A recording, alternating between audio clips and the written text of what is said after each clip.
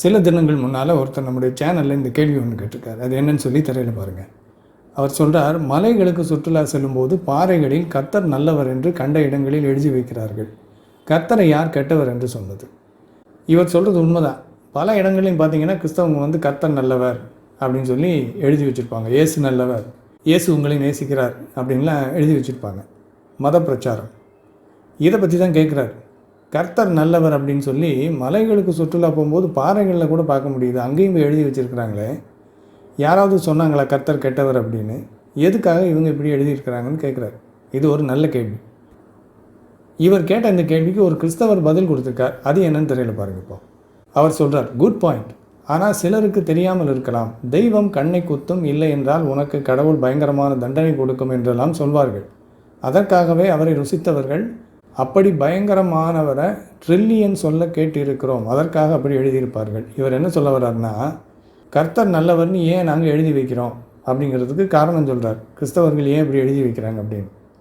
என்ன காரணம்னா, சிலருக்கு அது தெரியாமல் இருக்கலாமா. கர்த்தர் நல்லவர் அப்படிங்கிற அந்த உண்மை சிலருக்கு தெரியாமல் இருக்கும்.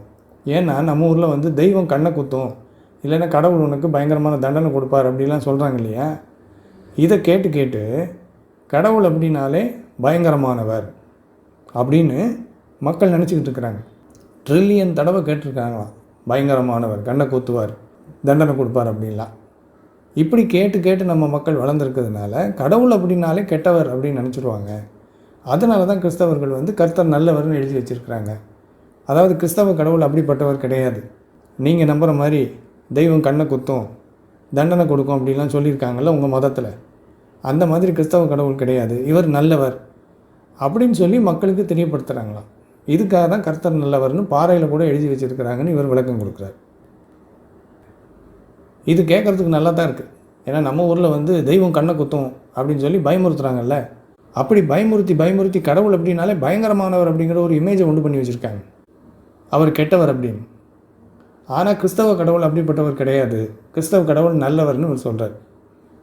கேட்குறதுக்கு நல்லா தான் இருக்குது. ஆனால் இதில் என்ன நீங்கள் ஒன்று கவனிக்கணும் அப்படின்னா, கிறிஸ்தவ கடவுளை இவர் நல்லவருங்கிறார்.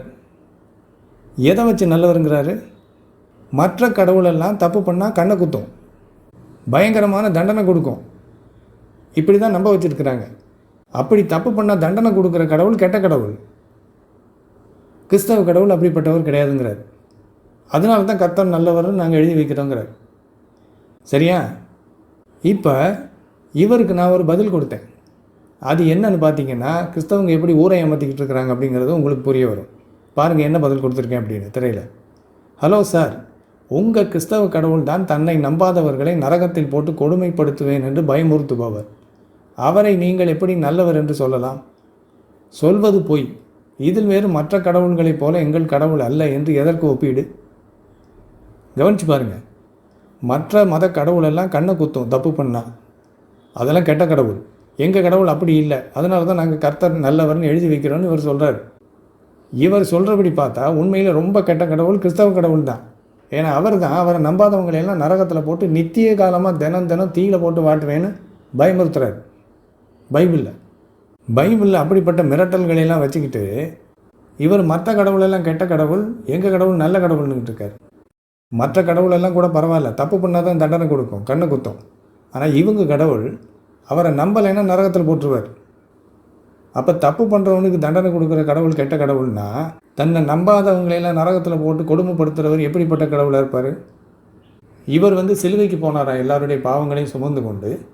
அதை நம்ம நம்பணுமா?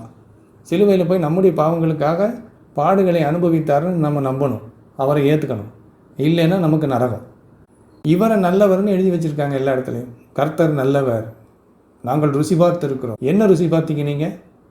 அவர் நல்லவர்னு நீங்கள் எப்படி ருசி பார்த்தீங்க? எல்லா மத கடவுளும் என்ன கொடுக்குதுன்னு அந்தந்த மதத்தினர் சொல்கிறாங்களோ அதைத்தான் கிறிஸ்தவ கடவுளும் கொடுக்குது. அதை விட மேலே ஒன்றும் கிடையாது. அப்புறம் எப்படி அவரை நல்லவர்ன்றீங்க நீங்கள்?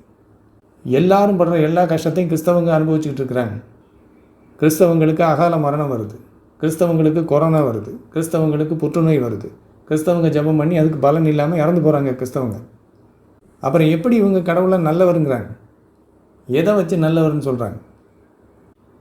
அவரை நம்பினால் சமாதானம் கிடைக்கும், உலகத்தில் கிடைக்காத சமாதானங்கிறாங்க. என்ன சமாதானம்? உலகத்தில் கிடைக்காத சமாதானம் என்ன சமாதானம் இயேசுவை எதுக்கிட்ட கிடைக்குது? ஒன்றும் கிடையாது. இந்த வாரம் சர்ச்சுக்கு போகலன்னா இயேசு கிறிஸ்துவின் வருகையில் நீ கைவிடப்படுவாய். பைபிள் ஒழுங்காக வாசிக்கலைன்னா பரலோகம் போக முடியாது. தசம பாகம் கொடுக்கலைன்னா உனக்கு ஆசீர்வாதம் கிடைக்காது. ஒரு கிறிஸ்தவருக்கு வேலை போச்சா, நீ ஒழுங்காக காணிக்க கொடுக்கல, சர்ச்சுக்கு நீ பணம் ஒழுங்காக கொடுக்கல, அதனால தான் உனக்கு இப்படி ஆயிடுச்சு. இப்படியெல்லாம் பயமுறுத்தியே தான் கிறிஸ்தவர்களை அடிமைகளாக வச்சுருக்கிறாங்க. இதில் இவங்க கர்த்தர் சமாதானத்தை கொடுக்குறாங்க. என்ன சமாதானம் இருக்குது கிறிஸ்தவத்தில்? ஒரு சமாதானமும் கிடையாது. பயந்து செத்துக்கிட்டு இருக்கிறாங்க கிறிஸ்தவம். கிறிஸ்தவம் என்பது ஒரு அடிமைத்தனம். அந்த அடிமைத்தனத்தில் இருந்துக்கிட்டு வெளியில் சுதந்திரமாக வாழ்ந்துட்டு இருக்கான்ல, அவங்கக்கிட்டெல்லாம் சத்தியத்தை நீங்கள் அறிவீர்கள், சத்தியம் உங்களை விடுதலை ஆக்கும்னு பொய் பிரச்சாரம் பண்ணிக்கிட்டு இருக்கிறாங்க. அங்கே ஒரு சத்தியமும் இல்லை, ஒரு விடுதலையும் கிடையாது. கிறிஸ்தவம் என்பது நான் ஏற்கனவே சொன்ன மாதிரி ஒரு அடிமைத்தனம். தப்பு பண்ணால் தண்டிக்கிற கடவுளெல்லாம் கெட்ட கடவுள்னா இருக்கிறதுல ரொம்ப மோசமான கடவுள் கிறிஸ்தவ கடவுள் தான். ஏன்னா இவர் தான் நரகத்தை உண்டு பண்ணி அவரை நம்பாதவங்களையெல்லாம் அதில் போட்டு தினம் நித்திய காலமாக கொடுமைப்படுத்துவேன்னு பயமுறுத்தியிருக்கார்.